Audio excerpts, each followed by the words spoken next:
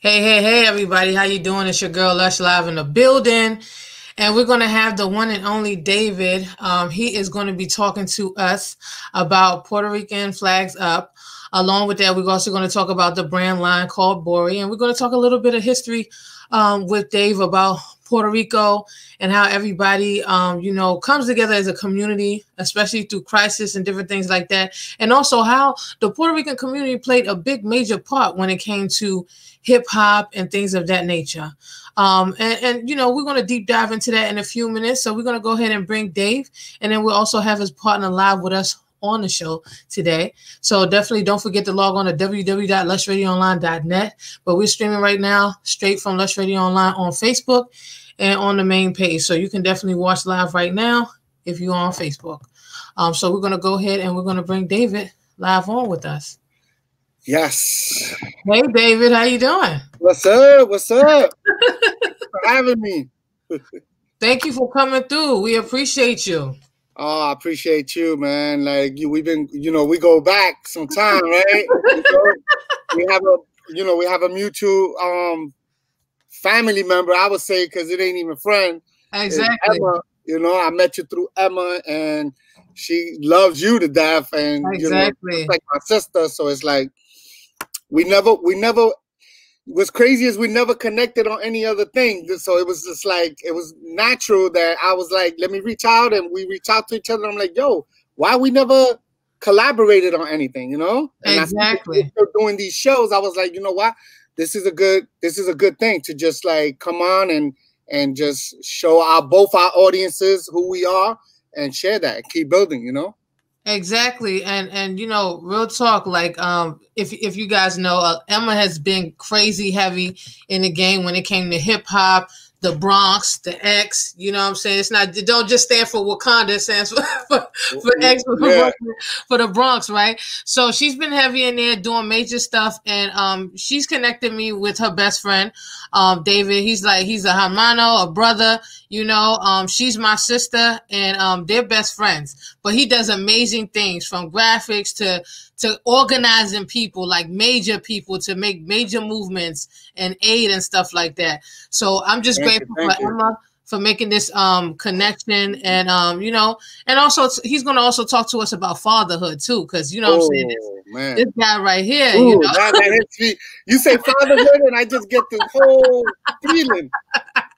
And to begin with that, I just it's a very emotional time right now, because I have I got friends that we go back 40. I'm 51, so we go back like 50 years, like not 50, like 45 years when I moved into my old block in Morrison. So I have a childhood friend, Fred, and his wife, Cindy. And usually one parent, but I know both parents because we grew up in the same block. And so, man, I get goosebumps because my heart is broken for them right now. The 21-year-old boy just passed away in a tragic accident 2 nights ago, and as soon as when I heard the news, I was holding my baby, and I told my girl I have to go and see them, because it's just I just couldn't imagine, man. So I'm just praying for them, and I'm praying that God gives them strength in the next couple of days and years to come, because 21 years old, he still had so much life to give. And so, it's even more for me that I have a baby, newborn. Yeah. It's just really heartbreaking, man. So my hearts and prayers go out, and everybody could please pray for this family, because they need it. They need it right now, man.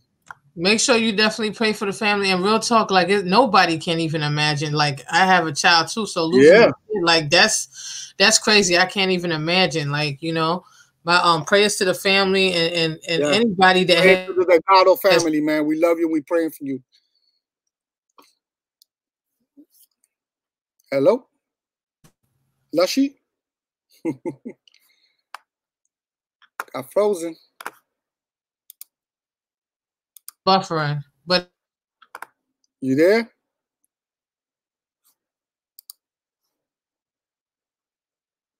The devil, the lie. Hello? Can you hear me, David? Now you came back on. Okay. It was like it was buffering. Yes. Yeah, it was buffering. Yeah, and prayers to everybody that has lost somebody during this time. It's definitely crazy. We're dealing with a crazy pandemic and things are again frozen. And the internet wants to buff real quick. Hold on. Once we start talking about Corona, look what happens.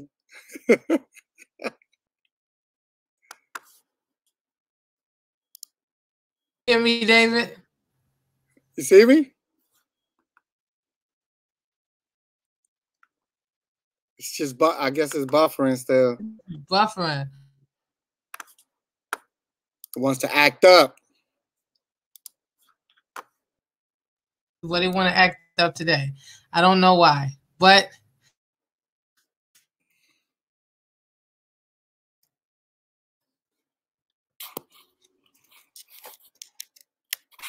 we'll get it. All right. Okay, we'll get it, and it'll decide that it wants to work. But anyway, I know, man. But the devil is trying it. But okay, back again. Yeah. So let's talk about like the beginning. Let's talk about hip hop in general. You came around with the era of hip hop. Puerto Rican community has played major role in the hip hop community. I mean, from artists to dancers.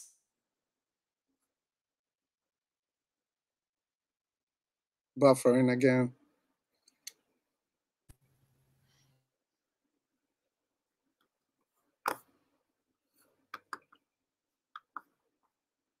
Yeah. It's buffering. I can't really hear you. Jesus Christ. Hold on. 1 second.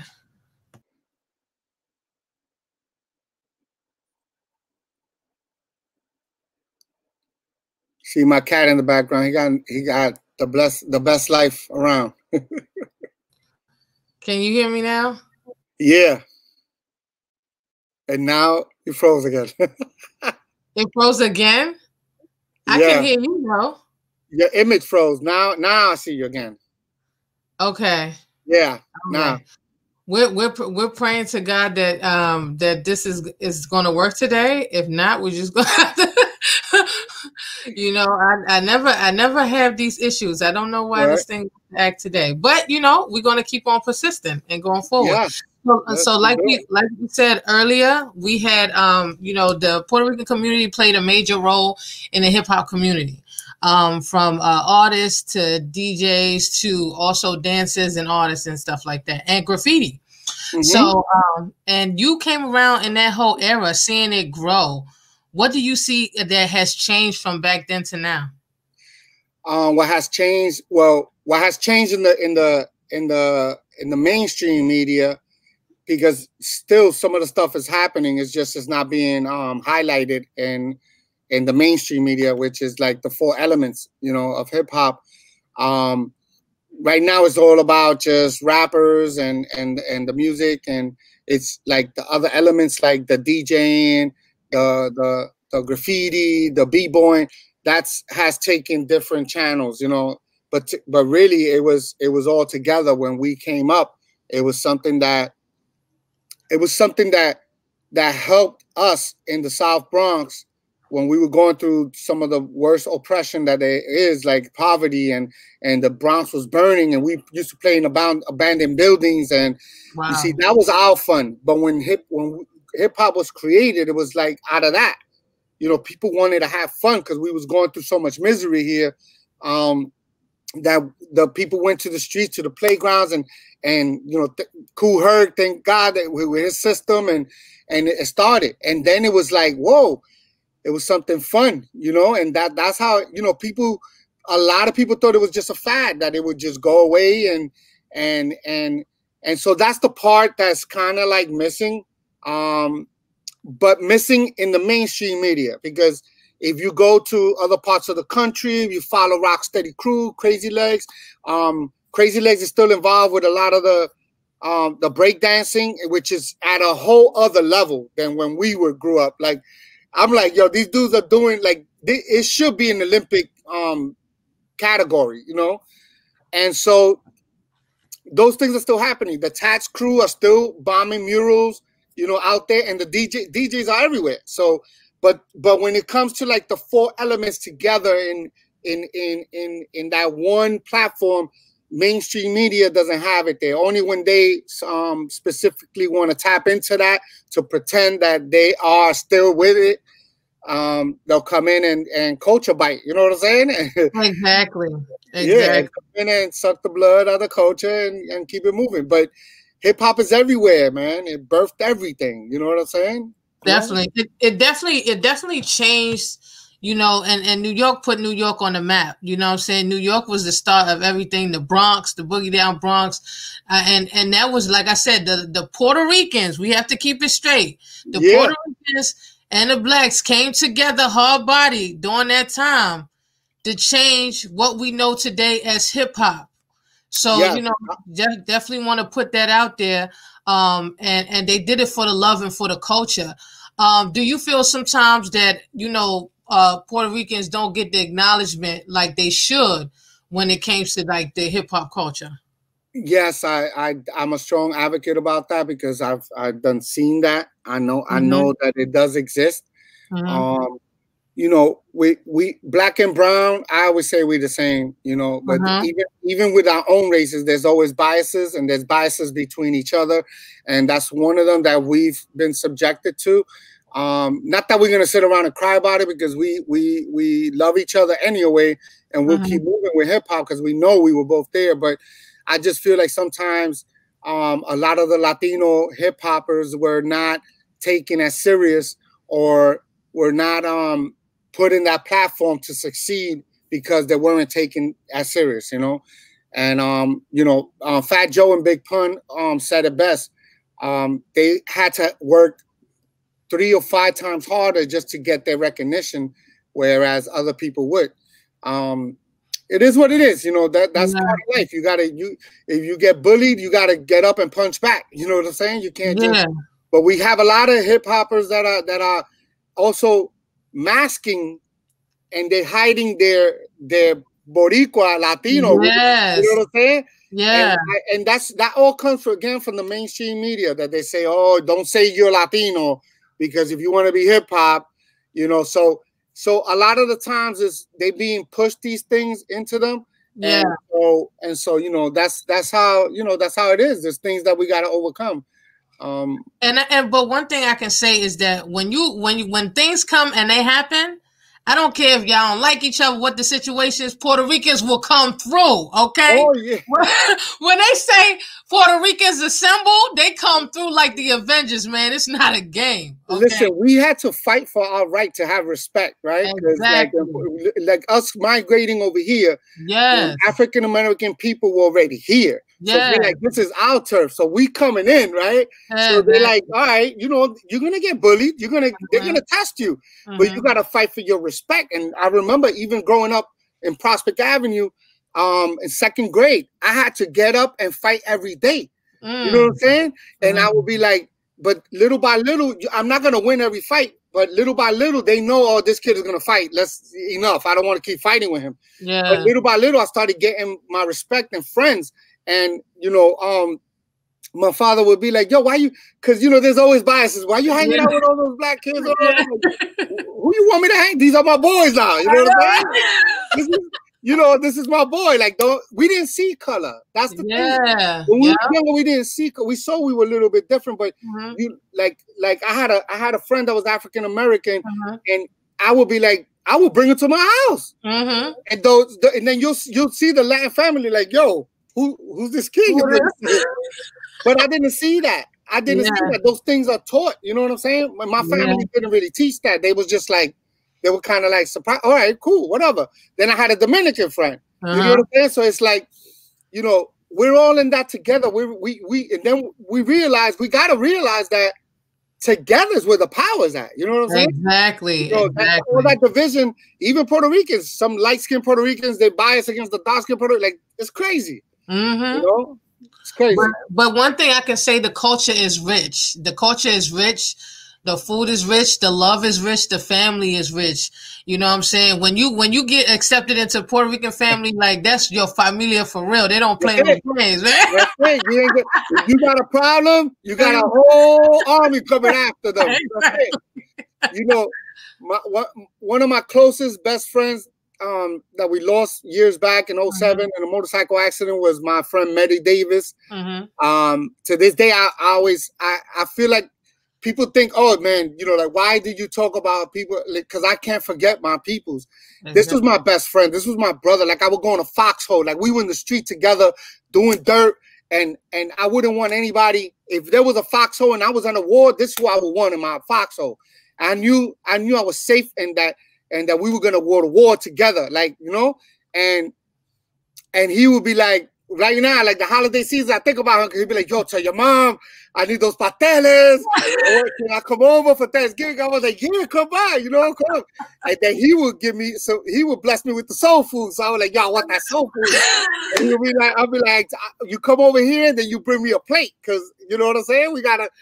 And my parents loved him like a brother, like a son. Like he would come over, eat with us, and he just loved the food. And you know, God bless him too. You know, we lost a lot of people. You know, this is, you know, it's been a war in New York like for a long time. Definitely. We lost a lot of people and stuff. And I'm real biased because I do love my tostones and my Puerto Rican rice. Listen, I make the best tostones. Let me tell you something. I make the best tostones. You ever come to New York, I got you. I make them like chips. Like people be like that because I'm perfecting it. I make it like a chip, you know? With the mayo ketchup on the side, it's over. Exactly. And my thing is like, and then more as I read in the culture, because even being in the military, I had a lot of Puerto Rican friends. Being in New York, had a lot of Puerto Rican friends. Thank you for your service, girl. Thank you so much, fam. Sure. And we even had Veterans Day, so I want to thank you for your service, and I know that's a big part of your life, you know. Definitely, you know, and thank all of those who have served, and thank you so much, bro. And even here in Maryland, I can't go nowhere without running into a Puerto Rican. I'm like, they my family. I can go anywhere. I don't care. I'm gonna find them. And then I realized, and I told Emma, I said, y'all really family, because you know when you go back to the slavery time, I'm Nigerian. If most guys don't, I'm Nigerian. You straight from the motherland. Yeah, and I'm also Yoruba. So the Yoruba culture during slavery came over there to Puerto Rico, and I realized that they have a whole little section in Puerto Rico where they still speak our dialect in Puerto Rico. Yeah, that's got to be Loíza. Yeah, I was like, wow. And then on top of that, I was like, they eat platanos, or we call them plantain. Right. And it's a lot of stuff that is common. Rice and beans, a lot. I said, I said, this is family. So I start researching, and I'm like, wow, there's still people that still speak the dialect. That's amazing. You know, one of our biggest artists is, his name is Tego Calderon. He's from Loíza. Wow. And he in his music he speaks a lot about that, a lot about the racism in Puerto Rico also. A lot of the people in Loíza, because they're dark skinned, they're African looking, and a lot of people they were biased against them, but he stood true to his roots, and you see all those like Bomba en Plena, all that song and dance with the drums. That's so African. This is our traditions. The viajantes, you know, the mask with the points and all that. Yes. That's all African culture. That's to scare the bad spirits away. These are our roots from Africa, and a lot of people, unfortunately, they want to put that to the side and say, you know, Puerto Ricans are made up of 3 different cultures. Even though I'm pretty sure there's little ones that we don't know. I've been studying. There's a whole. Let them know. There's a whole thing of Jewish also that a lot of people don't realize. Because a lot of the people that came with the Spaniards were actually Jewish, and they were hiding under being Spaniard because they were afraid that they were going to be, biased again, just being attacked or whatever. But that's one thing I've been studying. There was a Jewish community. And so that's in our bloodline too. I tested like 5% Jewish in my DNA. And so it's Spaniard, Taino Indian, and African, the the main races that make us up, and wow, it's like a gumbo, you know. Yes. All these things, and I tell everybody, it's just a beautiful mix. Exactly. You know? Beautiful mix. Beautiful. And once again, for those people that don't know and they don't study, okay, Puerto Rico is part of the United States, okay? Puerto Rico is part of the United States. There's so much culture and flavor in Puerto Rico, from economics to the music culture to the food, the family, and everything like that. So, Puerto Rican Flags Up is an amazing organization, okay? Also tied in with the Puerto Rican parade. You know, Puerto Rican parade is insane, okay? You heard about you heard about the carnivals and stuff, carnival with the Caribbean stuff, but this is on 10,000 times a whole nother level, okay? All right. They got the floats, everything, like it's insane, right? It's and crazy. Puerto Rican Flags Up always has a float there, but they do major things. How did it get started? Where did you get this passion to get this started, David? You know, this is part of being a New York Rican in the diaspora, right? Being and learning your culture, and it's a whole evolvement of learning, because growing up, my parents, the culture was with us, but our parents didn't say this is who we are, this is what we. It was just like understood, you know. You're gonna learn it. That's it, and we never really questioned our parents, like, you know, because we just follow the flow. Like, all right, we eat pateles. All right, we eat rice and beans. It's not something. As third grade, this is something I always say, because I'm writing a book. And it's like New York Rican and how I discovered myself. And third grade, they talking about slavery, and I still remember this girl, Crystal, man. I still remember her from Bronx River Projects, Crystal. So I'm like, they're talking about white people, what they did to slavery, and I'm like looking all sad and all that shit. And she turns around, this third grade, she tells me, "Why are you looking like that?" I said, "I can't believe we did that." She was like, "You ain't white." And I said, "I'm not." I said, "I'm not." But this was an eye opener. Yeah, exactly. I was like, good. I'm glad I wasn't that at that point. Like, I didn't want to be affiliated with that. Yeah. I've always identified with my African and Taino part. Yeah. You know? But going back to what you're saying, it's just like, you know, Puerto Rican Flags Up. Like, I was in the music business for over 10, 15 years, right? In some capacity. And so I used to always, we had Puerto Rican artists, but they were doing hip hop. And that's going back to what we talked about, the struggle of how we get them on that platform where everybody just sees them as an artist, not just because they're Latino, you know? So we started getting into the Puerto Rican Day Parade with our own float. And I will always be on the other side trying to get the girls and hanging out. But when the first time we was inside the parade, it was just like, whoa. I never seen, it was another eye opener. Because I was like, this is crazy. So they used to call our group 950 Plus the Kings of MySpace, right? Because we had MySpace on Smash at the time. Yeah, I remember. So after the parade, we would give out all this material, flyers and everything. We never seen so much feedback, like so many people. We would have like 5,000 requests and like 5,000, 10,000 plays. And we wind up on Daddy Yankee's top 8. Wow. So people were like, yo, how those kids are on Daddy Yankee's top 8? Oh, because we crazy. It's all because of the buzz. Yeah. You know? And that all started because of the parade. The parade would give us so we were prepared for the parade every year. And once I stopped doing the music, I actually created Puerto Rican Flags Up was to promote them subconsciously to create that core following. And I would say, you know, we were going to go the independent right. That's what we wanted to do. Yeah. And start releasing real projects. And so I wanted to build that core audience of 10, 20,000 loyal fans that will cop or support any project. And then that would spring off to everybody else. So I figured, you know, I'm always into marketing. So I said, let me create this page.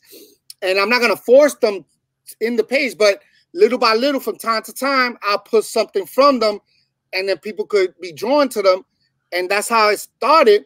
But then about a month and a half later, I left. Transformed. I know, I just left the studio. I left everything. I said, damn this, because I lost so much money. Wow. When, you know, things happen, people don't want to listen. If you're the one that's, you know, putting up all this money and you have a vision, that's where sometimes, you know, you have differences with artists, and I just couldn't continue anymore. My health, I lost a lot of stuff. I lost everything. Yeah. And, you know, I donated all my equipment to a church.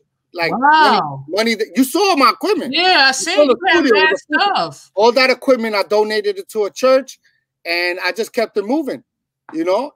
But I knew that when you're confident in what you do, you're not afraid to start over, and that's the thing. If you know what you do, you know what you're able to do. You're not afraid to start over. I just didn't know what I was gonna do. But God works in mysterious ways. Amen. Because through that dark time, when I tell you I lost everything, I almost lost my apartment, lost my relationship, with my daughter's mother, my car, everything, my truck. I don't know if you remember my truck, everything. Yeah. Studio, everything. What kept me going throughout all that time was the group, because people would join it. It was like God said, you lost everything, but this is being birthed. Just cultivate it. And I just was having fun. So in the beginning, I would add people to the group. It was kind of like my parade every day, where I would put stuff. We so prideful, so I would put stuff in. I would see the reactions, and I would be like, all right, cool. I was just having fun. But little by little, it started growing and growing and growing. And then my partner, Sonia, with PR Flags Up, you know, she always loved comedy. So she was very vital in that time of my life. I was really, you know, when you have a support system of real friends and family, you're able to overcome things. And she was a big part of that. And I'm always grateful for her. She was like, yo, come to this comedy show or whatever. And I'm like, I don't really feel like laughing. But I said, you know what, I'm going to go. So she would take me to these comedy shows. And I was just like, you ever see Kevin Hart where he says those thugs that they be like, and then they want to laugh, but they be like, I know. I was like, I don't want to laugh, but I gotta laugh. Yeah. You know, the thug in you, you're like, oh, I gotta be tough, whatever. Well, I just wind up laughing. I said, you know what? And then she was like, yo, we should do a comedy show. So we went to a few of them. I said, if we do a comedy show, let's do it like this, like an all Boricua comedy show. Yeah. Because nobody's doing that. It'll be like something boutique, you know? I always try to do things that are different. Yeah, because you a marketing genius, man. I gotta let y'all know you're a marketing genius, man. Thank you. So we started doing those, and we did it for like 2 years, quarterly, and they were very successful. It got to the point where we stopped because kind of like the scene was a little watered down. A lot of, you know, you could see comedians for free over here. Why would you pay $20 for our ticket? Yeah. But, you know, I think about it now, I'd be like, people were coming for an experience, you know? Exactly. So we might come back to it, you know? Yeah. Experience. If I could tweak it somehow and make it an experience, you know, after COVID, when we got then we might bring it back, you know? But it was very successful. A lot of people, the page just went boom after that. Yeah, because I remember I came up there with Emma, and I know you had something on the stage. We came up there to come out there and support you. I think it was the comedy thing. And you had some open mic. You had some cats also perform too. Oh yeah, well, me and Emma, we had and that's the thing. It wasn't only Puerto Ricans that we had perform. We had my boy Priest, with his boy singing. Yeah. I don't know why I'm stuck with the name. We had Natalia Segura. She's from I don't know. My names are stuck right now. I didn't even think about talking about. Yeah, but it was an amazing show. Frank V. If you know Frank V, just Google him. Frank V. His voice is like none other. Like, I love that dude. He's like, he should be like a major. You know what I'm saying? Yeah, definitely. We had him. We had Natalia Segura. She's from not Nicaragua. What's the other country? It's, El Salvador. So she's from El Salvador, but she grew up in Australia. She's an amazing talent. So I try to bring different talents. My boy Vice, different talents. So yeah, we have fun with that until that ran its course. Yeah. And then this is where Sonia comes into play again. You see, she's a big part of this. And Emma.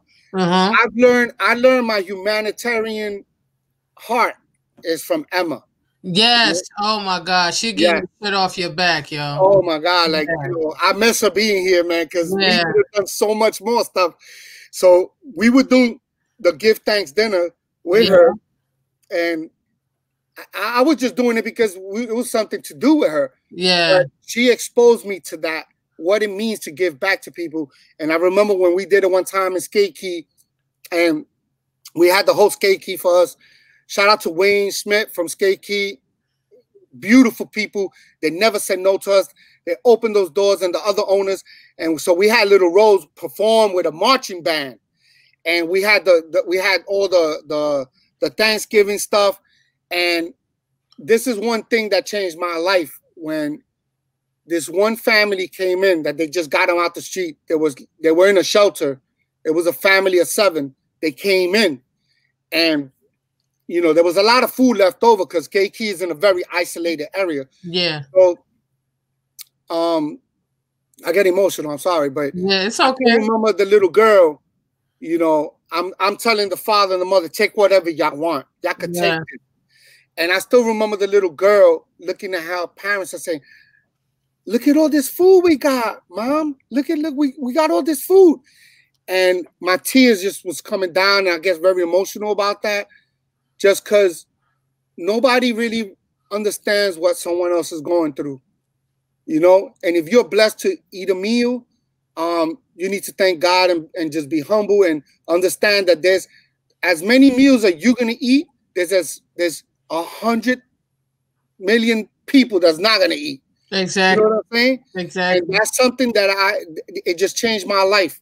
And Emma birthed that in me. Mm-hmm. And so we started doing all these events after, even when I just Puerto Rican flags up. But she moved to Florida, to Philadelphia, and then to Florida. And so she tried to keep doing it, but it's kind of hard, right? But we still support each other. She's doing great work out there in Florida now. She is. But that's when I started doing so I picked up the baton with Sonia, because Sonia has an amazing heart too. So we started doing these give back things also, and toy drives and gift backs and just for the seniors. We would collect stuff for the seniors, feed them, and it's still going. Like even from March to like June, I was able to secure a deal with some people that were giving out food, and they would give me like a whole pallet of food. So me and Sonia would go pick up the pallet of food, stuff it in our cars, and go to all the senior centers that we worked with and give the seniors the food. Each box had like it was just produce, so we was just giving it to them, and that's part of what our hearts is, and if we had more, we would do more. Definitely, but also remind people, because Emma been doing it all her life. She's a Pisces. We both Pisces. That's one thing we share. We have a giving heart. And I remember we did the toy drive and the give Thanksgiving, all the stuff that she's doing. And you have just transformed with Puerto Rican Flags Up. Because I remember when you first started with the music. But it's almost like you are the one-stop shop for all things Puerto Rico. Okay? All things Boricua. All things like when it comes to the history, bringing people back their roots, because people don't understand. Even though you're a New York Rican, there's still diaspora, because you feel sometimes like, I still want to know some of the old roots, Right, we know what our parents, even as an African myself, you still want to, you place your feet in your country, but still you want to go back to everything that it first started, right, at the beginning. So, I got to thank God again, because I think that God, you never know what your destiny is going to be, but I've always felt something inside of me since a little kid. When I used to like watch TV, I never watched TV and said, oh, I could never be that. I will always watch and say, that's going to be me one day. Something I feel like I was destined to do something. Just like you got to just follow your destiny. A lot of times I think things have pushed me away, and I wind up back where I am right now. And I think like I had another opening in my mind, in my heart, like, this is our culture. I'm New York Rican, but there's kids that are being raised without speaking Spanish, our own lingo. Like, they don't understand what our foods are. How did we get to this point? They don't even understand. They never been to Puerto Rico. they don't even know the differences of why Puerto Rico is a commonwealth. Why are we citizens? What was the trade-off? What was the consequences of that? What was the repercussions of that? And that we are living heavy consequences from those decisions back then. And so I just wanted to be the bridge, and that's why we call ourselves the bridge to culture, to our history, to educate and continue to do that, because it's so important. A lot of our people are, they reach out from all parts of the world. Like, I've had people from Australia that are Puerto Rican, whatever, because they looking for that culture. They know it's in them. And they just have people order shirts from Alaska that are Puerto Rican. And I'm like, are you serious? So it's like, it's just amazing. So, I started feeling like the group started getting to a point where I had to say, I'm a leader now. I can't just allow any bull crap on this page. I had to now start approving the post, because it became bigger than me. It became bigger than me. It's not about me. And that's the thing I tell everybody. It's not about me. It's about the group. It's about what we're doing. As you know me, even in music, I never wanted to be in front camera. I'm doing it more now because I feel like I need to. You know what I'm saying? But it's about the group. It's about teaching and keeping our cultures going. And the same thing is going on with African Americans in Africa. Yes. We have been disconnected, and you need to go back and feel, because there's so many people that are telling you your own history. No, that's not. Let me go find out my history. I don't know what you're saying. Yeah. And they whitewash that history, and next thing you know, all right, this is what it. You can't tell me Christopher Columbus discovered anything. All he discovered was people living in peace. You know what I'm saying? He didn't discover anything. So let's get that out, and that's what they think. They want to bleach your history, and we need to be together and know that the history, first of all, of human mankind starts in Africa. Exactly. And that's it. That's ground zero of humanity. And once everybody gets that through their feelings and emotions and their skin and their biases, there'll be a better planet. Then from there, things started moving around. You know what I'm saying? Exactly. That's it. That's what we got to get to. We got to get to the root of our. Like, I'm pretty sure I would love to go to Africa and to connect those. Oh, we got that from there. Oh, we got that from there. You know what I'm saying? And I'm pretty sure they would learn too. Like, oh yeah, I did get that from here. Exactly. And it's crazy because it intrigued me when I started researching. I'm like, yo, now I want to go to Puerto Rico, but I'm not going by myself. I'm either going with Emma, one of y'all. Let me tell you something. Let me tell you something.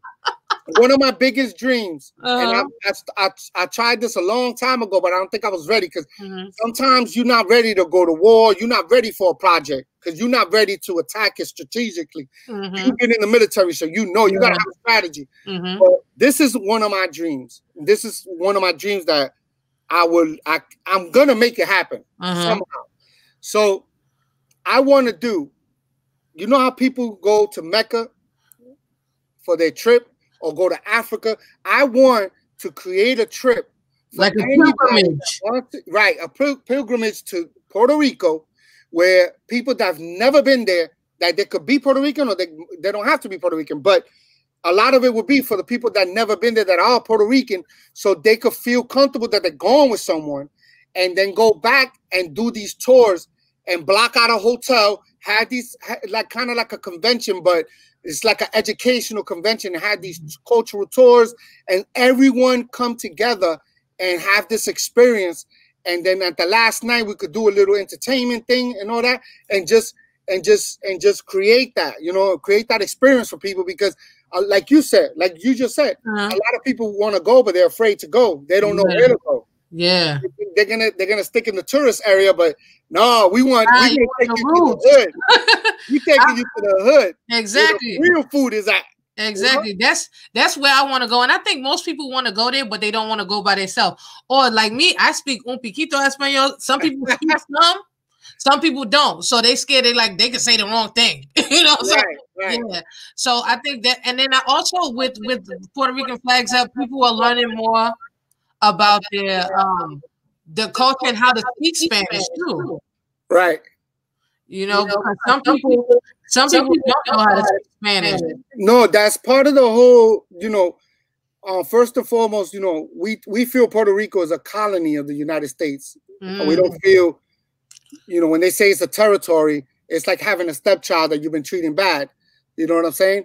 It's like that Cinderella that's been asked to do all these chores, and there's a lot of misconceptions that they say that America is spoon feeding them, and a lot of Puerto Ricans are lazy, and that's not the truth. You know, we create a lot more economic power than we actually get economic relief. So exactly. We're actually paying the United States way more money than we actually get relief from them. And that's a proven fact. Like, we've had videos on that. And so right now there's something that's been going on for over 100 years, the Jones Act. And the Jones Act is Puerto Rico is not allowed to have a shipping industry, which a shipping industry is one of the greatest economic power to build wealth, to build money, to build power, right? Because we're in a strategic place. So a lot of ships that will have to come through our way will have to pay port fees. All that money is going to the United States. It doesn't stay in Puerto Rico.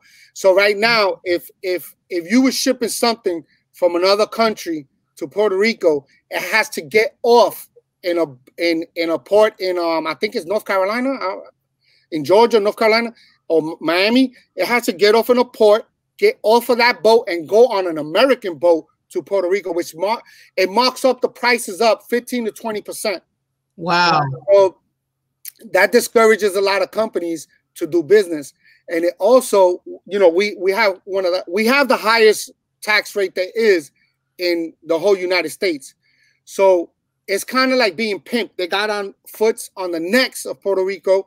And a lot of people in Puerto Rico, the politicians, they're comfortable with that because they've been able to corrupt their way to being wealthy and steal money for years. And now the people are the ones that are suffering it because, you know, they put a financial board that oversees now everything that has to do with the money in Puerto Rico, and it's like having another stepdaddy there waiting for you. So wow. You know, it's just a horrible situation. A lot of people tell me, oh, but Puerto Ricans are voting for statehood. Yeah, they're voting for statehood because they don't know anything else. They don't, but they do it every year. Every year they do this. They vote for statehood because they don't know anything else. I was born and raised in New York, and I always say, you know, the people have to decide how they want to live. But my opinion is this. I would wish that Puerto Rico would be free, totally independent, because everyone deserves to govern themselves. And we never had that. When the Spaniards lost the war and they left, United States came right in and took over. It under the disguise of giving us citizenship and shipping us out of Puerto Rico. There was a whole migration to the United States, and when it came to that, we lost a lot of our culture. We lost a lot of our thing. And so we never really got a lot of that back. So we it's a very, very, very sensitive issue. A lot of people will go hard. They will die for statehood. Some people will die for independence. A lot of people see independence as not the way to go. I say that they should because we never had it. Give the people what they never had, and they mess it up, and maybe try another option. But I'm going to tell you this, you know, people can't be afraid to create their own economy, their own government. And some of this corruption, they will just eliminate it if they were independent and get rid of these people. But at the same time, it doesn't mean that we're not going to have relationships with America. It doesn't mean that we can, because look at Israel. Israel gets, what, $30 billion a year from America. Way more than Puerto Rico. So it's like, it doesn't mean that we can't have relationships, real good, solid relationships with the United States. Some people think that relationship is going to end, and that's not true. We could be independent, but still have the strong ties like we've always had. Just cut cut the rope off our necks. You know what I mean? I always felt that same sentiment and stuff. I feel like they never really had a choice to do it, and I believe because Puerto Rico is a #1 tourist country, you know, #1 tourist country. Also, they have certain fruit and certain things that grow in Puerto Rico that don't grow anywhere else. Yeah, the soil is real rich. Exactly. They have the ability to grow. So I think that's a big thing.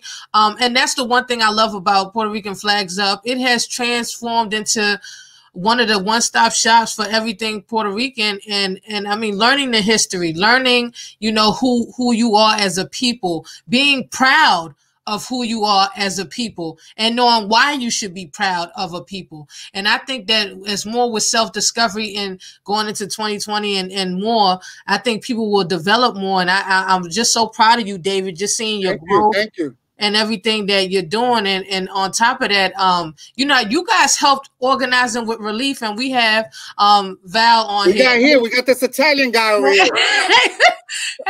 Hey Val, we got Val on here. That's know, looking super smooth on the camera. That's pretty boy Floyd. I'm just trying to keep up, and I'm enjoying the show. I'm sorry I'm a little late. I was caught up, but I'm enjoying the show. You know when you have those, you know what's his hashtag? Bawdy and bougie. That's his hashtag. He's the pretty boy. I'm the other guy. Not fashionably late. I'm fashionably late. But you guys are definitely talking. You guys are talking some good sazon right there. You guys are talking some good. That's some sprinkle good a little bit. Yes. Yeah, está tirando sazon in the words, but with everything that David said, well, first and foremost, thank you for having us. I appreciate it. All right. Oh, thank you, guys. Appreciate everything that Dave was saying was true in regards to statehood and everything like that. You know, me growing up, you know, I'm New Yorker, and me growing up more, you know, my family's mixed. I'm Puerto Rican. My mother was Italian. My dad's Puerto Rican and Spaniard. But I grew up New Yorker. Like I grew up Boricua. You know what I mean? Like straight New Yorker. So a lot of times we lose touch with those traditional roots. You know what I mean? We lose touch with certain things, family, our culture. A lot of people are losing their culture to where, you know, and there's nothing wrong with growing up Western, but don't lose hold of your culture, because that's what makes us who we are, right? Exactly. So I definitely, you know, Puerto Rico is a very touchy subject because the whole island is divided. You know what I mean? And we've had the foot on our necks for many reasons. For many, you know, for a century, actually, for 100 years, we've been fighting. You know what I mean? So and people don't really, like, you made a great point. There's a lot of resources, like, you know, there was a lot of pure resources. And when these people went there a long time ago, they realized that there was so much. And that's why there's a big fight for Puerto Rico. You know what I mean? You know, let me tell you something. Let me tell you something, Les. Since you're a military person, this is one of the things that a lot of people don't realize. Puerto Ricans have fought in every major American war. Exactly. Right. And have shed blood and have spilled blood. And let me tell you something. In some of those wars, we were the guinea pigs. The Borinqueniers were sent to Korea knowing they were going to be slaughtered. They knew that these guys were going to get slaughtered. They fought their hearts out. And a lot of them were ashamed because they felt like they didn't win, and a lot of them died, and they didn't feel they deserved recognition and all that. And all these stories that came about, some of the greatest American heroes in those wars are Puerto Rican. And we honor the Borinqueniers because they, for a long time, they didn't get their just due.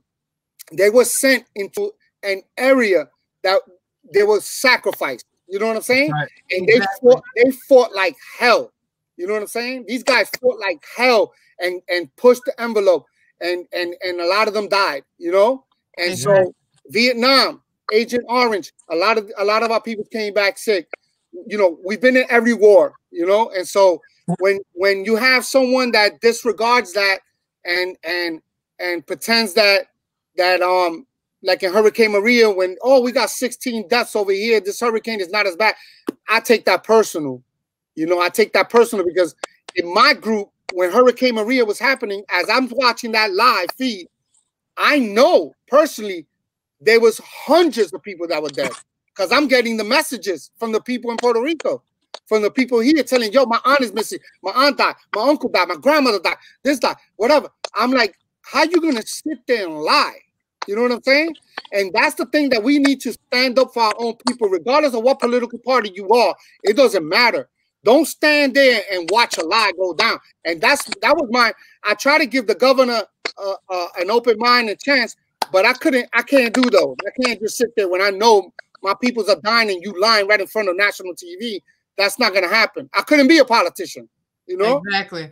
And speaking of that, it is true. And in my military career, some of my best friends have been Latinos over there, and also, you know, Puerto Ricans. I mean, and they are big in the military, especially in the Army. I know. Oh, yeah. We also have a base over there in Puerto Rico. Oh yeah, my cousins are sergeants over there right now. I got a young cousin. Exactly. Yeah, Louis Rondon. He's a first sergeant right now. His father, my first cousin, Danny Rondon, is 3-time tour in Iraq. 3 times. Mm-hmm. He's fully PTSD. He gets these flashes. Like he's tried to talk to me a few times about things that he's done, and he'll just break down. He said, "I don't want to talk about it. Yeah. Nobody knows what we had to do."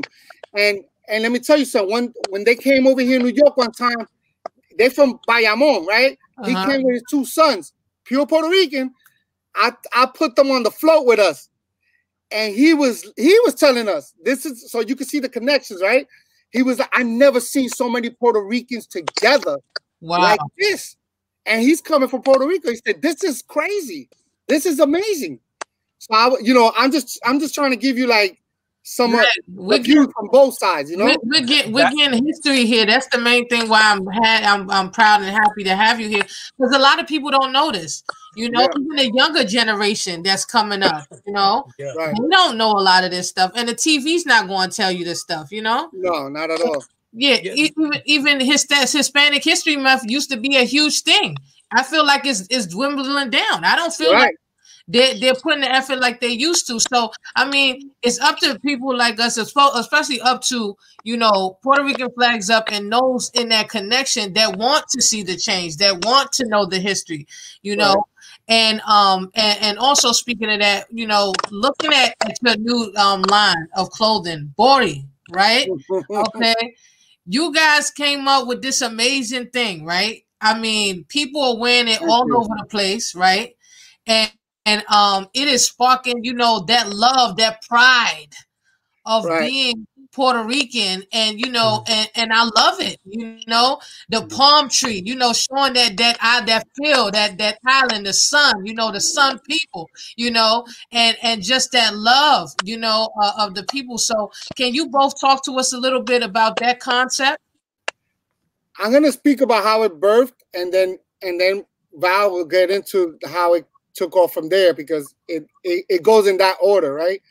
So I was having sometimes I say, like, when you're having fun doing something is when you get these moments of clarity or even talent. You dealt with a lot of artists. You get, you know, when someone pens one of the greatest songs or the words, it's just when you're really in tune with yourself and having fun and being creative. There's nothing that's stopping you. There's nothing that's into. So I started having fun with this design.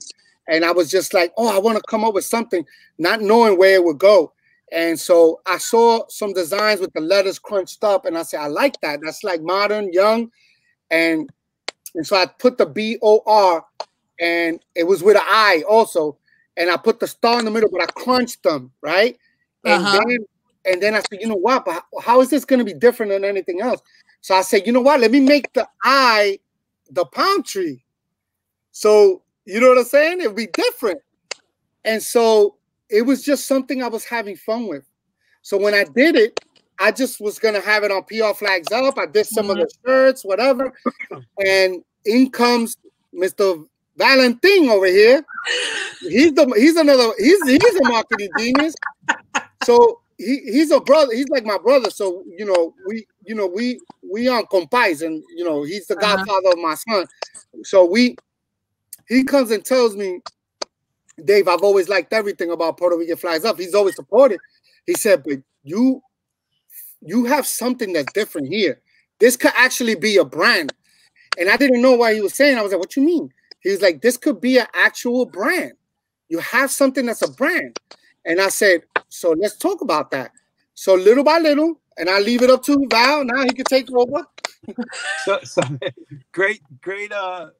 That's the origins. Those are great origins, and you relate them great. I just want to say one thing before we jump into that, just to go back to segue into what you were saying before. My grandfather was a merchant marine with the United States Marines since 1920 till he died. From the late 1920 all through the 30s, 40s. He died in the early 80s, and I was a small kid, and I went to see him. But I just reiterate that to say how far we go back, the 20s and the 30s. My grandfather was a merchant marine, and he did 40 years career as a merchant marine, and that was a big thing back in those days in Puerto Rico. There wasn't a lot of people were either migrating from the island to New York, like in the 40s, or they were going to the service, and that's how he wanted. So that's how far back the lineage of Puerto Ricans have always been a fiber of the American history. Yes. So you can't say you can't say, Puerto Rican or American without the RICAN. Exactly. Right? So I just wanted to, chime in on that. But so Dave, Dave's very creative, and he, Puerto Rican Flags Up is an umbrella of a lot of different things: cultural, activism, fashion. A lot of different things fall under that umbrella. Entertainment with the comedy shows, all different type of things, right? We're the bridge with culture and all the stuff. And they would always come up with these great designs, and a lot of them were cliches or different things just to get people's attention. It's very general, but I'm into fashion. I've always been, I've been doing marketing for many years with different record labels and real estate and all that. So I'm able to recognize certain things that stand out. So when I saw that, how I know is something resonates with me differently. That's how I shop. When I go out, I don't shop. I just walk by things, and if they call me, it's for me. So that's what happened with that. It just resonated with me as something bigger. I said, man, that's a movement. That's not just a logo. It's something bigger than that. You know what I'm saying? I saw something big. So I called Dave and I said, yo, I think we really got a brand with Bawdy. I think that we are, we got something that we can build off of. You know what I'm saying? Like a star child in this whole family. So then he was like, what do you mean? So we talked more about it, and I said, let's push it because it's cultural and we can market it that way. We market it a lot of different ways. We have different taglines, but everybody who's Boricua is going to understand it. And then if you look up, I tell everybody, the way we market it is I have three different taglines. So for the gear. So one of them is where fashion meets culture. So but we do WEAR, where fashion meets culture, the Latino culture, the Boricua culture, and now we're adding our own line to the culture, like FUBU did back in the days, for us, by us. So, you can say it's the Puerto Rican version of FUBU. You know what I mean? Nice. So, and then also, if you look up in the urban dictionary, Bawdy stand for it. The definition that they have there is the often overlooked pinnacle of awesome. Wow! And that just fell in my hands because I was like, let me do more research. And you know what? Everybody's awesome. So be awesome, be a Bawdy, right? Exactly. So we can market it that way too. And then another one to market it directly for the people in the island. Bawdy is the brand built for survivors because the Boricuas have been through so much. We're survivors. So this is our brand. So we got, and we got three different taglines, and we market it. We don't just want to keep it in a box. So we market it those different ways. So we attract everybody. We attract all of those markets. It's about economic empowerment, and it's about empowerment towards the community and Latinos and Boricuas. So when Dave was saying something earlier, and you were making a point that I agreed upon. You were saying it's Dave was saying that the governors and stuff like that didn't step in, and then you were saying we're losing a lot of history. I sort of blame a lot of the Boricuas who are in those positions that could do more Latin programming. that could reiterate the Latino Heritage Month and the Puerto Rican Heritage Month. Like we have a lot of famous people. We have a lot of celebrities. We have a lot of people of social status. And when you're up at that point, they should be the ones pushing the wagon. They should be the ones. So if they're not, we'll do it. We're getting there and we'll do it. And I commend Dave on all the community activism stuff that he does. He's done a lot more. He's independent and he's local, and he's done a lot more than I've seen celebrities do. Exactly. Celebrities don't even mention certain things because they don't want to rock the boat. But then you have Dave out there in the streets and hands actually have Puerto Rican flags up, actually feet on the ground in Puerto Rico. Exactly. He had feet on the ground, and also like he talked about when people was trying to connect during that time with the hurricanes, like he was connecting families. He was connecting families. He was organizing people to make sure food was going over there. And you don't have to be the biggest person in the world, but if you have a heart of compassion and empathy, you can do amazing things, and that's what you guys are doing. One of the things that came up on my sometimes you get the pictures that you have posted, and something popped up. I just didn't share it because my friend had the tragedy with his son, but I had people had sent me lists of people that were missing. Wow, Hurricane Maria, and I had those lists. Like we would write down. They would put their names, write it down, send it to us, and we were writing these names down, and we would be posting these lists and telling everybody in our group, have you found this? If you see this person, if you see this, like I'm talking about like 8 pages of names. So, it's just something I feel we need to do. Like that's what we need to do. Exactly. I want to show people some pictures of 40 being worn. Tell me about this. Oh, this is the iconic. This is one of our good friends, the first hip hop photographer, Joe Conzo. He is Boricua. He has been documenting hip hop since the beginning of his inception. Mm-hmm. This guy got pictures that will be what's that museum that he if you're gonna document hip hop, huh? Hip Hop Hall of Fame. He got in the Hip Hop Hall of Fame, but I think he got pictures in the Smithsonian. I think he has that document hip hop. This guy and he's an amazing heart, amazing heart, and he's never said no to us. From when I was doing music to now, like this guy's just amazing. And he's a cancer survivor. He's a 9/11 survivor. Like he was one of the first responders. He's like I say, he's a cancer survivor, and we love him dearly. His father is a legend in the salsa world, and the people don't even know. It's Joe Conzo Sr. You can Google him. Wow. So this guy's been involved with culture, Latino, hip hop, all of it, all throughout the whole thing. So this is a very good friend and an even greater person that we have, Joe Conzo, man. We love you, man. Right. And tell me about this one. Damn, I'm skinnier now. After having the baby, I'm skinnier because I've been walking up and down with my baby. So this is Nisa, aka from the legendary Tracks crew. Went to high school, Monroe, always showing love. He told me, yo, what's up? I met up with him in the Hunts Point Market where they got their place, and gave him a body hat, always showing love. If you don't know who Nisa is, you don't know who Tracks crew is, then you don't know nothing about hip hop. These are the biggest graffiti artists ever. You know what's crazy? Boricuas have always been, just how we were talking about earlier, that Boricuas and Puerto Ricans are part of the five of America, right? We're part. Same thing. We've been around since day one. We helped originate hip hop too. There was always a Puerto Rican, Charlie Chase, Joe Conzo. There was always the legendary Tats crew. We are part of the fiber of hip hop. Rocksteady started in the Bronx. Rocksteady, Crazy Legs. It started in the Bronx, right? And there was always Boricuas on the set, and I can bring it back all the way to Beach Street, and even before that, Style Wars. When you had, what was it, the Grandmaster Cass was part of. What's the name of the group he's part of? Pardon me, Grandmaster Cass was part of what group? God, My brain. It's not the Furious Five. I was just gonna say that. Is it the Furious Five? Not the no, Furious no, no, no, No. I forgot the name of the group. Don't guess no more. We're not trying to look. Then you had Charlie Chase. It's right here. I know. Mr. Caz is one of the greatest. I forget. But he was part of Charlie Chase. The Cold Crush Brothers, baby. Cold Crush Brothers. We bringing it back to late 70s, early 80s. The Cold Crush. Yeah. And Charlie Chase. There was always a Boricua.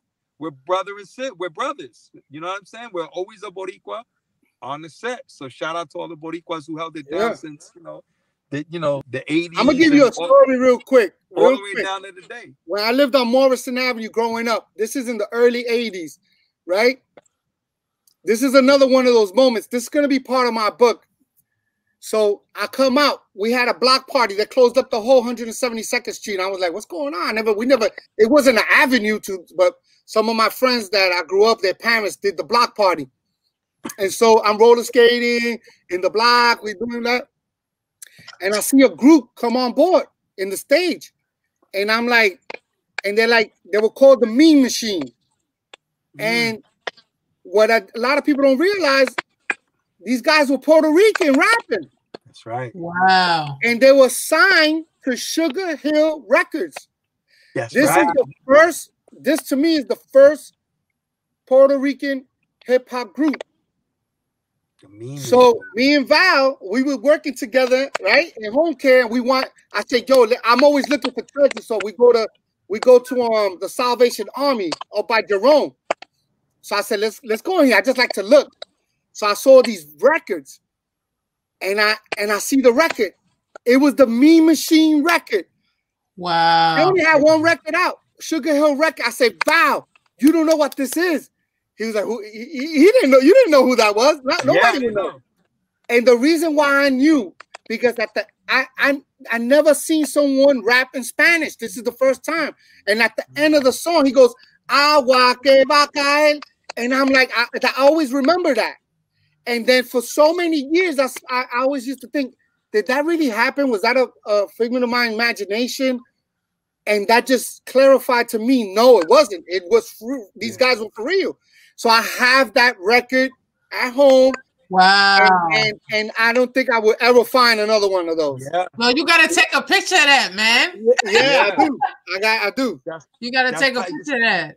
Did you guys ever see, there used to be in the 60s and early 70s, the Ghetto Brothers? Yes, yes. With Benny and them, and Benny and them was in the mix of all of the gangs, and they were Boricua. So it's just those records that they put out go out for big money. If anybody find those, I saw collect it because they go for big money. They're classic. You can't find that record. Trust me, I'm on the lookout for that record. Yeah, anybody we put out an APB, you find that record, let us know. Yeah. Definitely. But back into the clothing line. I mean, it's the inspiration is powerful. It's sending a major slogan of the history, the culture of the Boricuas, Puerto Rico in general. And I see nothing but big things happening. And if people want to find out more about the clothing line, where do they go about to go get some? I leave that to the pretty boy. So you can whatever. So you can follow us on IG at Body Boutique on IG. Okay. You can jump on the Puerto Rican Flags Up and find us through that way too. And we're doing an official launch. I mean, the clothes has already been moving. It's actually taking a life of its own. But we're trying to say it's been a little hard because of the situation with COVID and all these different places. So we're a little backed up on the launch. The website is actually up. We're selling merch off of the website. We're also selling merch off. We have merch on. We have some pieces on Puerto Rican Flags Up, and then we got the full catalog on bodyboutique.com. So you can check us out at bodyboutique.com directly on the website. The link is on the Body Boutique IG. And, there's a lot of people who have been supporting it. A lot of big producers like my man True Master, legendary producer, DJ Tony Touch, legendary, another body for many years. He's jumped on it. We got Has the Crazy Legs, Thurston Howell, pretty much anyone who's a Boricua, not just Boricuas, but, they've gravitated to it because it's part of their culture. But we have all type of cultures are wearing it. At the end of the day, you know, we all family. So everybody's been gravitating to it. You know, we're working on a body anthem produced by True Master. Wow. And, we're working on that. You know, we've had a couple of we had a couple offers to do certain things, but we're just waiting on the official launch. It's just kind of hard with the climate, the way things are. Right. We had actually started with our own studio for manufacturing and also to do some podcasts and some shows, but we had to let the studio down because we had to let it go because they weren't letting, you know, we couldn't do any shows. So, you know, we're doing the best we can to definitely take advantage of the digital climate right now, you know, but we definitely want to get back in the studio like you are right now. And you know. Yeah. So anybody that's following you or that knows any of the shows that want to do an interview with us, we know that because I think this is the only way that we could combat what's happening. Since we you know me, Lush, we would have did a big event and we're trying to do it. But we can't do it right now. So we might do a digital launch in a podcast, and I'll send you the invitation. And also, just so anybody that got any no interviews too small, you know? Definitely. And I mean, I think right now we're building tribes, we're building connections in 2020 with all of this pandemic craziness. And technically we've been doing this way before we even moved to this, because you know, we had started back in the day, remember? Listen, Lutz, I tell everybody, you one of the pioneers that started this internet radio stuff for so long, especially females. Like, you know, you've been doing it for long. And then Emma learned that from you, and she jumped on, and she was on Lush Radio for a long time. And her show was popping. I used to call her every Monday, remember? Monday mornings. And she'll be like, yo, it's Monday morning. I'm like, yo, I haven't woke up yet, but I'm gonna get to call you. So but I've been doing this for a long time, you know? Yeah, and my thing, this is nothing new, and I believe like the digital way of launching it, I think it'd be great.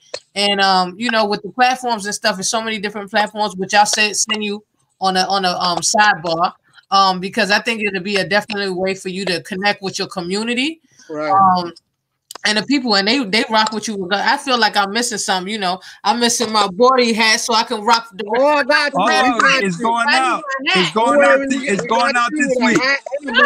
We got you. It's going out everywhere. We're gonna give you your mug, so every time you drink that coffee or tea, you got that body, baby. Yeah, that's right. Exactly. We got you. I'm just very proud of both of you. I've seen David, you know, through his growth, you know, and I'm just really proud of him as being a father, a businessman, and growing as a man through this journey in this industry, man. Like, because this industry, we all know that, you know, it can chew you up and spit you out, and sometimes, you know, you could be at your lowest point. You know, I've been home before, so I know what it's like. You know what I mean? You know, Lush, it's crazy you say that, because I always say this for everybody, right? When I went through that whole thing and losing the studio, I mean, giving up the studio, I didn't lose it, I gave it up. Everything that I lost financially, you know that. And the one thing that I always think about that epitomizes that process was, you ever seen The Shawshank Redemption? Yes. All right. When Morgan Freeman, the greatest narrator, man, when he says, Andy Dufresne, who crawled from a river of shit to get clean on the other side. And people need to realize that you could be crawling through shit, through hell, but you just keep crawling. You keep running through it, because at the other side of that, you're going to come out clean. You know what I'm saying? You're gonna come out clean, and anybody that can go through things like that, they're not gonna be stoppable. They're gonna be unstoppable, and that's how I feel. I feel like that about me, you. I seen your growth too. I'm happy. I seen that you know, married. I was just like, yo, I'm so happy for you. You know what I'm saying? It's like that was so awesome, man. I know. You know, Val, he's been through his stuff, you know, and he's here, and it's all meant to be. You know? Exactly. And the one last thing before we wrap up with you fellas is, let's talk about fatherhood. You know what I'm saying? Fatherhood, being parents in general. Like, What does that, what does that mean to you from your past with you know, as a your father being there, your father's being there with you, and then also you becoming a father or just parenting in general with the culture of being aborted? What does that? How significant is that to you? Let's start with Val. Yes. So in case you don't know, I'm a foster dad. Wow, I just took my test to be a foster. I just did my training. That'll be great. Yes, so I fostered several different children. You know what I mean? So I mean, I don't have any biological children of my own, but I have fosters. So I mean, it's a beautiful thing, you know, being able to just give something, you know, it doesn't necessarily, you don't necessarily have to be somebody's blood father in order to be a father. You know, I've seen a lot of people who have kids who don't even take care of them, and you see that a lot in when you work in the foster care community. You see a lot. There's so many people who abandon their children. You know what I mean? And then you have so many different foster dads from people who just step up. You know what I mean? Who step up and take the place of those biological fathers. So, you know, it's good. You know, it's just good to be able to implant, you know, or deposit, you know, good traits into children, you know what I mean, who are suffering and stuff like that. And then when you go back, you know, even, you know, into biological, you know, it's just no joke. It's a whole different. You're being a little too humble, bro. You're being a little too humble. Come on, man. I'm keeping it general. I'm keeping it general because we talk to a lot of different people. But you know, that's you know what I'm trying to say, because you are a father now. Yeah, yeah, of course I adopted. So I have adopted. He adopted 2 of the kids. Wow. So listen, come on, man. He adopted 2 of the kids, and he's awesome with them. Yeah. And let me tell you something, man. I could never be more proud of the father that he is to those kids. Thank you, man. He's done an amazing job. Who knows where these children would be if they didn't have a father figure in their life that's guiding them. You know what I'm saying? So God bless him for that, man. I love him so much for that. You know what I'm saying? Yo, God bless you. God bless you. Listen, man, it take, like I say, you don't have to be, you know, I say I'm a father to a lot of children too, because it's like, even though they're not biologically, you know, blood mine, I've helped raise a lot of kids because, you know, I've dealt with a lot of foster children, you know what I'm saying, in the past few years. And it's just, you know, it's sad. It's sad to see how families can abandon it. You know, it's just crazy. It's you can't even describe it. You know what I mean? When you see things, because, you know, but it just is, you know, I don't even know what to say. It just is what it is. I would commend anybody to get into the foster care system. You know what I'm saying? If you can help, and if you haven't, help kids, man, because they're the future. And it doesn't matter, you know. I've had Spanish kids, white kids, all type of that I've taken care of. Kids just want to be loved. You know what I mean? They don't know, you know, racism, unfortunately, is something that's taught. Mm-hmm. You know what I mean? On any side of the spectrum, because I've seen all different type of, you know, cultures be racist, including, especially in Latino. There's a lot of Latino racism. We got racism between each other. The Mexicans, exactly. I'm Boricua, but I'm not dark Boricua like you. They be like, you made my coffee too dark. I'm like, I'm not, you know, I'm from this part of Mexico. I'm not where I'm from. So it's crazy, but anyway, you know, I just shout out to all the dads out there, you know, and the dads who are not biological dads, but step up to be dads to kids who need them. You know what I'm saying? And yeah, you know, and also, you know, congrats to my brother Dave. You know, he's got a new baby, my godson. So the cutest ever. Oh my God. I'm so in love with this kid, man. For me, being a father, I have my daughter in Canada, right? And when I was 39, she came about, but at that point, I never thought I would be a father. I was like a father figure to my niece and nephew. And I took that very serious because I love them like they know. I love them like I'm a father. They feel that, you know? Mm-hmm. But when she came, it was just like, what? You're pregnant? And the question was like, what should I do? I was like, what the hell you mean what should we do? We're going to have this baby. Yeah. There's nothing what we should do. I want my child. Yeah, of course. And so, and now 10 years later, to have this blessing with my girl that I love so much, like so much that I do, I wouldn't be able to do if it wasn't for her. She's the backbone, the rock, like an amazing person. Her heart is amazing. She's been there supporting me with you know, my daughter lives in another country. There's a lot of issues with that. She's always been there supportive. And now we have our own child together, this little pregnant boy. And it's like she's like the best mom. And she's obsessed with this kid, you know? I see it, all the pictures. Yeah. So fatherhood is the greatest thing that I've ever accomplished. And I think it's because what my father was to me. You know, for many years, I had my differences with my father because he didn't raise us to be in the streets with the stuff that we would do it. And he didn't agree with it. So we was always clashing for many years. But once I started building this relationship, started getting into, I never really was in real relationship. This is my first real relationship. If everybody knows me, I was always doing something or with so many other chicks hanging out, whatever. This is the first one. You be glowing though, man. Every time I see you, be glowing, fam. If I would have known what I live now, I would have tried to be in a relationship a long time ago. So once I started building this relationship with my girl, a lot of my thoughts started changing.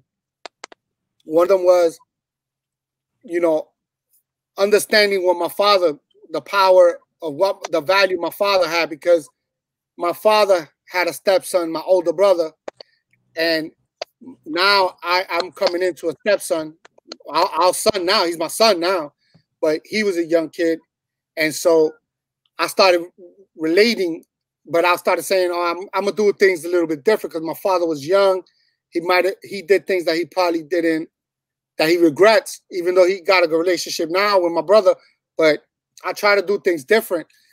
But then also I start seeing just what fathers are, and speaking to a lot of my friends that I grew up with. We lost so many people, and I'm speaking to one of my sisters from my block that I grew up with.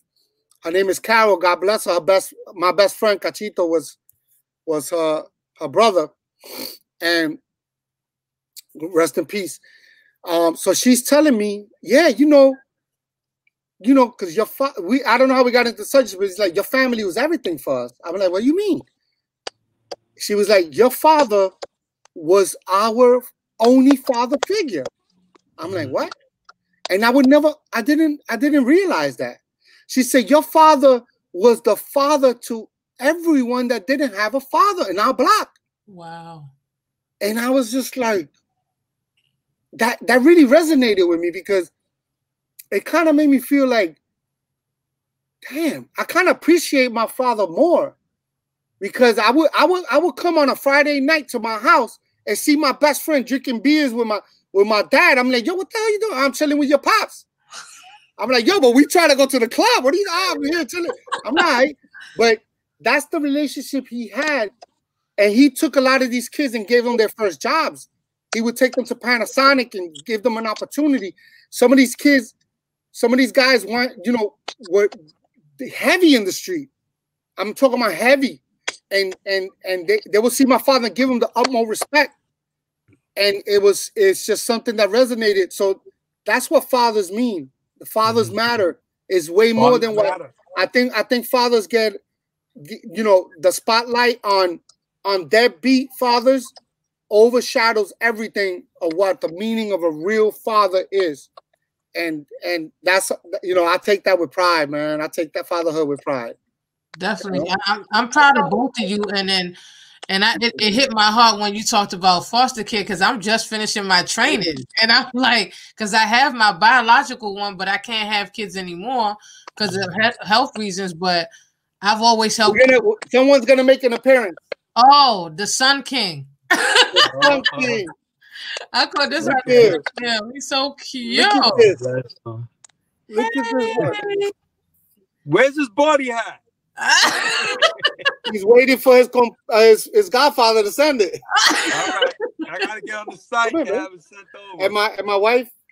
It's all right. Hey, beautiful. Look at your skin glowing. Yeah, she loves this baby so much. Oh. Yeah, let me tell you, Dave's father's Dave is just like the new version of his dad. I think Dave is a little bit more diplomatic, but his dad is I like his dad. His dad is raw with it. You have fun with his dad. You know, the first time I met his dad, I had fun with him, man. You know what I'm saying? He's so real. My father has no filter. He curses. He don't give a shit. I was just gonna say that he's so real, and you know what? I appreciate that. I think that people nowadays are too diplomatic.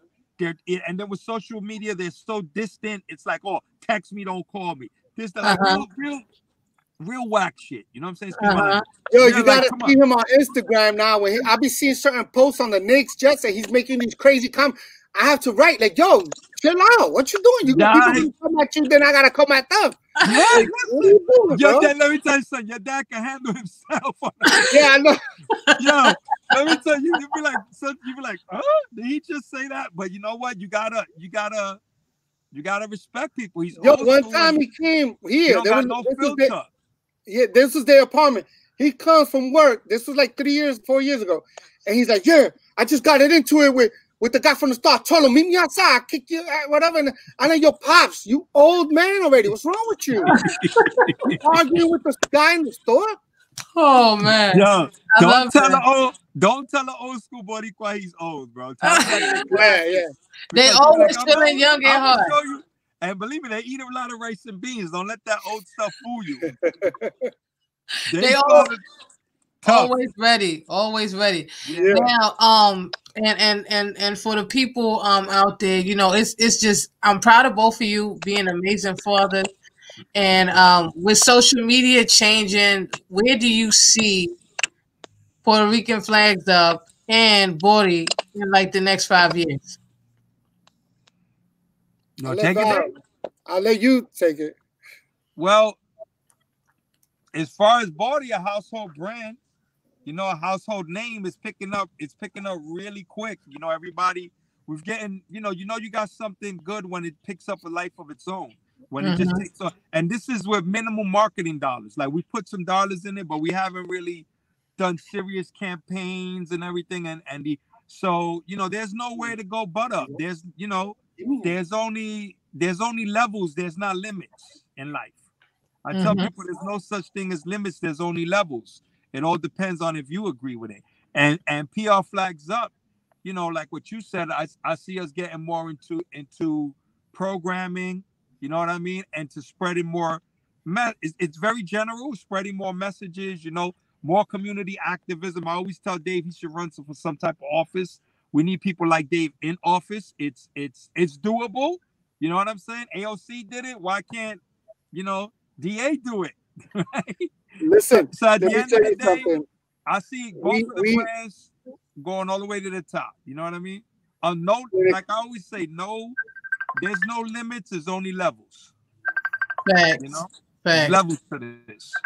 Facts. Somebody's getting a call. But yes. But you're so right about that, and I do see David. I mean, especially with this movement going so high like this, I can see you being mayor, governor, or a senate. You know, who knows, man? Who knows? They will assassinate me. Nah. Listen. Nah. Don't even as far as Puerto Rican flags up, we definitely gonna be dipping back into the music, into film. But from the perspective from the Boricua, like we want to start putting out projects that are gonna highlight our stories. We feel like the Puerto Rican is the side character always, but no one has focused on our real stories. You know, like our real our history and our accomplishments, and so kind of like what Tyler Perry has done. Yeah. You know, but for us, you know, we want to work with individuals that that are talented and that we could bring these stories out. There's so many stories that need to be brought out, you know. Exactly. Because I seen Rosie Perez had did one documentary thing, but I still don't feel like it covered everything. Right, that was a really good one. It was good, but I feel like it still needs to be added more, especially as the development in the new age too. Right. Yeah, you know, it all comes down to economic empowerment, and see, people don't understand, like, you know, the Latino and the Black buying power is crazy. Like, we blow brands up. Like, a brand could be nothing, and then we blow them up. A rapper will get on, or an athlete will get on, and of our descent, you know, and we blow these brands up. So it's time to start bringing some of this money back home. I don't want to say unfortunately, but historically, we're always blowing up other brands and sending other people's kids to college and all of that. Yo, it's time to keep the money in our community, especially if you see that he's getting restless. Especially if you see that David, now that he can see you guys. I'm sorry. They especially if you see that a lot of these companies, they respect our buying power, but they don't respect our culture. So that, you know, they'll take that green, but then you have to fight for them to get into, you know, to cast certain people or do certain things. So at the end of the day, like, you know, let's keep our buying power within our community, and we have to support our own people. We have to support our own brand. This is a Latin-owned company. Lush is a Black-owned company. So like, you know, like they'll go out of the loop of their own. You know, something is funny. I saw this guy on posting. He's a Black business owner, and he says, you know, Black and Latino companies don't mean cheaper or discounted. Support your people. So that's what I said. Like, it doesn't mean, listen, you're gonna have bargain things, and we're always putting out sales and stuff like that. But yeah, but let them have the option. They'll send that money to someone else and not keep it in the community. We you know, you understand what I'm saying? Like, we got to support each other, our buying power, and then when we get to that level, then we can start putting the people that we want in office that closer identify with us. I mean, you got to have a balance across the board. I'm not one that, you know, I think that balance is great because we live in you know, in the United States where everything is culturally diverse, and I can respect other cultures, but we just want our word to be heard, and we want everything we've contributed as a culture to the American fiber. We want to be recognized and compensated for that. That's right. And it starts with our own people, because if we decided, you know, if we decided not to shop, or if we decided not, you see how quick they'll be cooperating with what we need done. You know what I'm saying? Definitely. And like I said, I love Bordy. I love everything that you stand for with PR Flags Up, the whole movement, and I wish nothing but success to both of you gentlemen. Thank you. And it's going to be higher. It's going to get even more higher. And you guys will definitely be billionaires. I mean, everybody and their mother going to have, you know. This is a 9. This right here is a 9. I took my man True Master. He told me this right here is a 9-digit company. Let's get it. Let's get it, baby. We're gonna get it. Right? When we get it, then we're gonna make some big changes. You know what I'm saying? Definitely. And you guys will be that pillar and that bridge to bridge the diaspora and all that. Yeah. Let them remember, you know, their language. Let them remember their culture. And especially for this newer age, they so caught up in just social media, they don't even know what's going on, you know? So yeah. So I'm just proud of you, and I appreciate all that you do. Make sure that you follow Puerto Rican Flags Up. Follow Bordy T. Follow them on Instagram. Bordy Boutique. Boutique Flags Up. And log on to www.bordyboutique.com. Check out all our new, you know, check out the model. Dave's nephew is the model up there. You know what I mean? Definitely. If you want to book them, holla at Dave. Yeah. Exactly. You know, we're gonna have to put it. We're gonna have to put it on right there, man. Exclusive. You know, and those, you know, those are some of the pieces. We got a lot of. Shout out to my brother that did that photography. My brother, if you need a photographer in the Orlando, Osceola counties, let me know. My brother's an amazing photographer, man. Yeah, we got a lot of talent. We got a lot of talent in the family. There's no reason why we can't take over the break solo. Exactly. You know? And I think that's right. And thank everybody for joining and watching us today. If you didn't catch it here live on Facebook, on Lush Radio Online, or my main page, You'll find snippets on Instagram, and then you'll find it on on the website later on. Definitely check out www.letsradioonline.net and follow everybody on here. And then once again, life may throw you a curveball, but you're in charge of the direction it goes. And every setback is a setup for a step up, okay? So no matter what we're going through, remember, it could have been the worst day of our lives, but we're still living and kicking. You got to go through to come through, all right? It's your girl, Lushy Lush, live in the building, and you already know what it is. You just officially got to stand. Appreciate it. Wepa!